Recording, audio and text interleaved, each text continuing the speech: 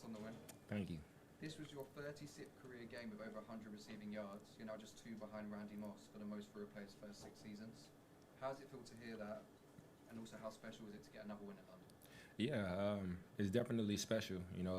That's definitely a person that, growing up, I watched tremendous film on, dissected his game, and was a big fan of him. So just to be in that same conversation and, just all the hard work that I've been doing and all the sacrifices, and it definitely pays off. But, as long as we get the win, that's the main thing. I can, not have a 100-yard game for the rest of my career. As long as we get the win and we'll continue to move forward to the main goal, which is a Super Bowl, that's all that really matters.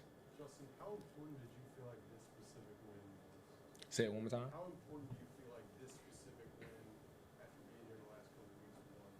Oh, very important. We always think 1-0 for the week. Having been in Europe for 2 weeks pretty much, and losing last week in Ireland, a dub was a must. We couldn't go home on that plane 0-2. So just the relentlessness and just the fight that we continue to do throughout the season.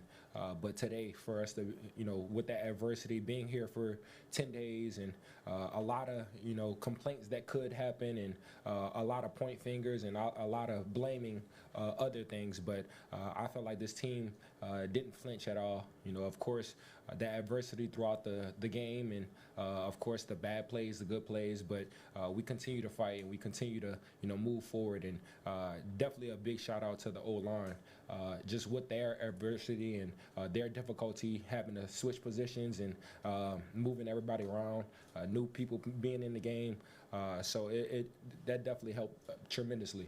Justin, Jordan obviously missed the start of the season, comes back in, gets a game-winning touchdown today. How great has it been to have sort of your counterpart with you on the field? Oh, wonderful. I don't get those double teams as much as normal, but he's a tremendous player. He's a great player, and for him to be out there, we just need him out there as much as possible, and in the mix as much as possible. Even, just the attention that he brings, but just his route running and his ability to get in and out of the breaks, of course his catch point, and being able just to make plays and being a baller.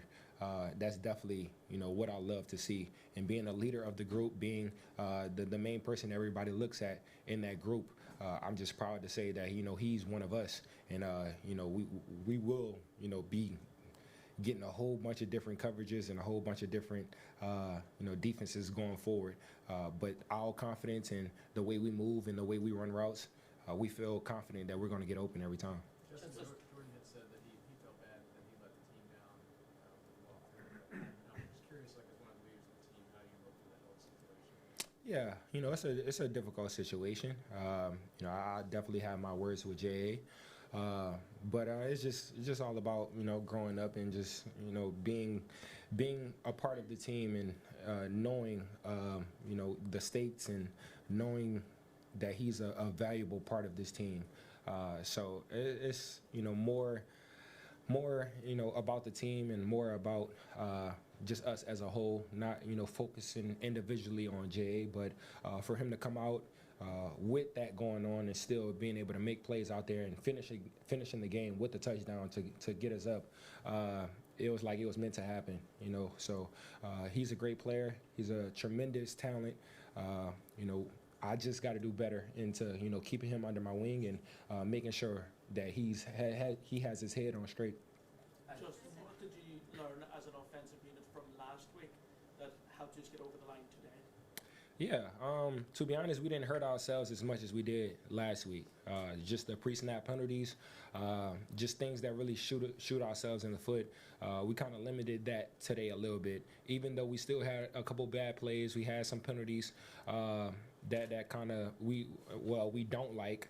But it's just all on watching the film, learning, and dissecting it, and coming back after the bye better than ever. But we feel confident in the players that we have on this team, and the playmakers that we have on this team to go over this hump and get to where we would like to be at. Justin, What did you do to get yourself hyped up? Like, what do you normally do to get in the zone? Yeah, I don't really, to be honest, I don't really got to do too much. I mean, I'm always in the zone and I'm always ready to go out there and give it my all. I mean, especially being in this stadium where there's new fans, people that never see me play before. So I always want to give them a show and give them something to look forward to. But it's definitely great to, come here in Linden and get it done. Justin, just on the bounce back mentality of this team, obviously you suffered a tough loss in Ireland last week. Did you park it straight away, given the intense schedule, and say, let's move on here, we have another game within a week, within 7 days, the NFL rigorous schedule, or did you look over some bit and dissect it a bit and say, listen, there's areas to prove, or did you just park it and then let's move on to London? Yeah, a little mixture of all, honestly. I mean, of course, we want to go to Ireland and every place that we play at. We want to get a dub, and that's the main objective. But just like I said a little while ago, just the things that we did to hurt ourselves and shoot ourselves in the foot, we limited that a little bit today. So, I mean, just limiting that a little bit goes to show you that we can, put points on the board, and we're relentless as well. So, as long as we have time on that clock and, we have people out there to keep fighting, we're going to keep balling. And it's just really kudos to this whole entire team for keeping their head up, not really flinching on, being down late in the fourth quarter. We just continue to go, continue to drive, one play at a time. And, of course, getting the dub is the main objective. Justin, Carson got kind of banged up at halftime. Just wanted to show you today to come back, play, and then lead that drive at the end. Yeah, he a soldier. He a soldier for sure. But that's that vet mentality. We didn't really expect nothing less. If he's able to go and he's able to, be out there, we knew he was going to come back. But we always have confidence, just like I always say, we always have confidence in anybody that step out there on that field. And it's our job, especially me as a receiver, to get open and make an open target for him. But for C. Wentz to come back through that adversity, feeling the pain, and he's a older guy as well. So no offense, C. Wentz, so don't get mad at me. He's an older guy as well, so for him to get knocked up like that and still being able to want to go out there and still fighting, fighting through the pain, he's a tremendous player, and I'm glad that he's on this team. Justin, after your bye week, you play against the Eagles, who could be 6-0 when you play them in week 7. How are you managing that test against their defense? Yeah, I mean, we faced a great defense today. They're the number one defense in the league, and we had so many injuries, so many different pieces that were missing from the puzzle, but we didn't flinch at all. We have confidence in the guys that we bring out there on that field to make everything shake, and we'll continue to do that. Of course, looking at the film, seeing the bad things that we've done, trying to fix it up, trying to be clean all around, but we always look forward to the challenge. And, of course, being back at home with those fans, I mean, we're ready. We're ready for sure. But for this bye week, getting our body right mentally, physically, and then being ready to come that next week to put pain on Philly. Justin, can I ask you, Kevin talked about team identity before. What do you think this team's identity is? Shoot, we're still looking for it. But what I can say is, there's a lot of character traits about this team that are phenomenal, and I'm very, very happy to be a part of it. And of course, being in, with everybody and in the mix, the characters that we have on this team is definitely great to be a part of. Of course, being here for 10 days and just bonding with everyone and you spending that extra time communicating and connecting with each other. It definitely was a great trip, even though it was very long and a little tiring. But it was just great for everybody to come together through adversity, through the difficulty of being in Europe in a whole different environment, atmosphere, and to come out with this dub today was very, very big. A lot has been made about quarterback-receiver chemistry.